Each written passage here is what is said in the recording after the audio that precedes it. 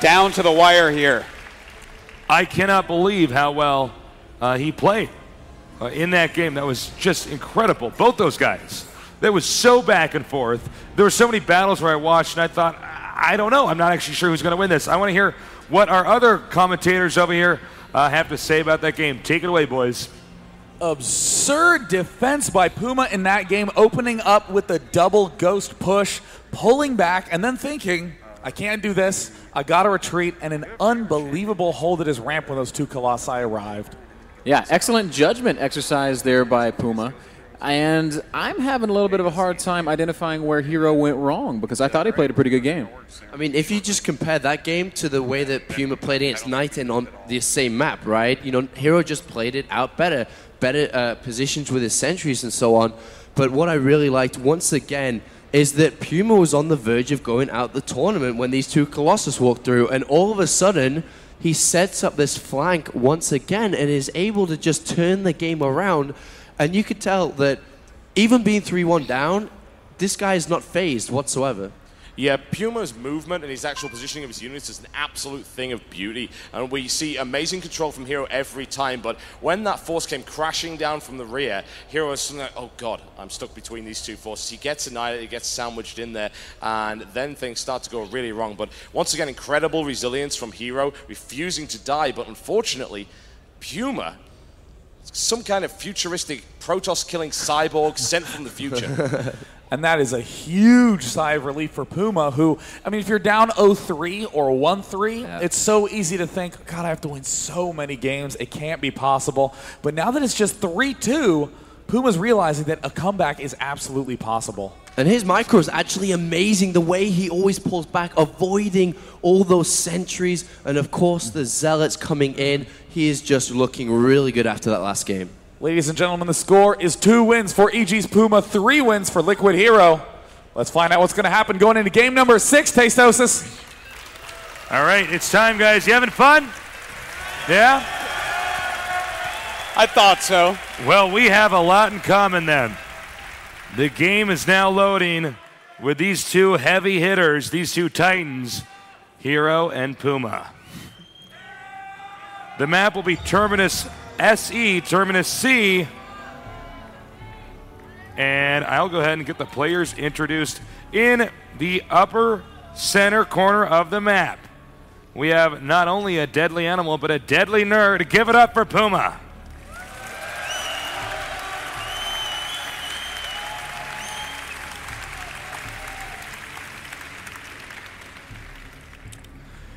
And to the center left, we have a player who's staying true to his ID. He truly is Liquid Hero.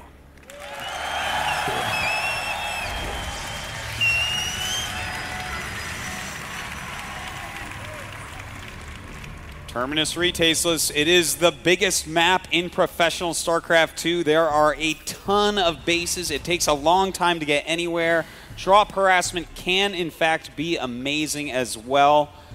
A good map for both players. Puma does a lot of drops, but Hero, with his Warp Prism play, that's going to be pretty fearsome here. Yeah, I definitely predict Warp Prism play here for Puma. I mean, for Hero, excuse me. So we have Hero continuing to Chrono Boost out. Probes. Oh, he's actually going to go for Megacities. Nexus first. Yep. He has 3 probes queued right now. Not a shocker there. Taking the early Nexus over here is completely understandable. When you're on a map that's this big and this open.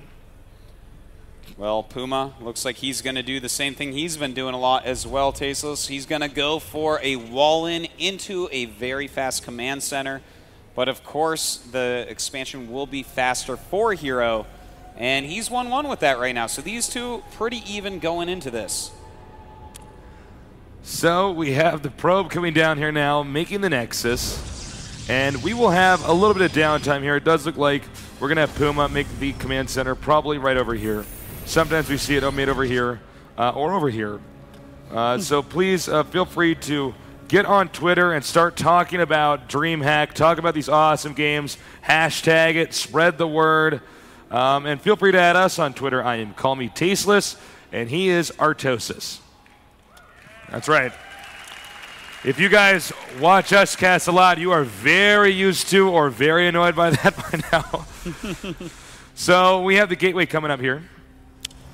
And again, there's so many different ways this game can go. Basically, they both, oh, what? He actually, okay, see, he's not doing that at all. He saved up enough money that it would have been a command center, but actually it's going to be an all-in. This is a build you cannot really transition out of. Nope. Sometimes you can in the rare instance that you both exchange the exact amount of workers, exact same amount of workers, excuse me. So what he's doing is he set up an image that makes it look like, of course, he's going to fast expand. Even I said as a commentator, he's going to fast expand by the size of the map. Instead, he's going to do the opposite. He's going to do an all-in. He's going to try to kill him within the next 3 to 4 minutes. Yeah, and there's a good chance that it's actually going to work. This is going to be unbelievably hard to stop. Hero right now spending money getting his infrastructure up. He has just one gateway right now. If he adds 2 more right now, maybe he can hold this somehow. Maybe with his superior Stalker Micro, but Puma is going to come at him with the fury of 1,000 suns tasteless. He's going to have SCVs and Marines in huge numbers. Okay, so the Marines are now chasing down the probe, and I guess that probe just gave up on life. The pylon here is completing, but the real story is the fact that he's bringing all his SCVs. Whoa. There's hardly anything mining here. He's going to be dependent on mules. You know, Hero might have to just give up the Nexus. Yeah, he's definitely going to have to at least give up the Nexus. But he does have 3 gates in his main base being made right now, and those 3 gates are going to be crucial if he can last to them. Stalkers can out-micro SCVs and Marines to a pretty large degree. Oh boy, he just took a lot of damage on that Stalker. That's Puma's not really good. smart. He goes up the ramp. Otherwise, he goes to the Nexus. He has a sentry, Tasteless. Oh, gonna buy him a lot of time. That sentry was so important. His gateways are going to finish up, and we're gonna see him warp in. Oh my! Beautiful Warp gate is not done yet. The front door is open, and I don't know, guys. I think these pylons could be destroyed before warp gate even finishes up. Oh, man. Oh, no. These pylons going down one by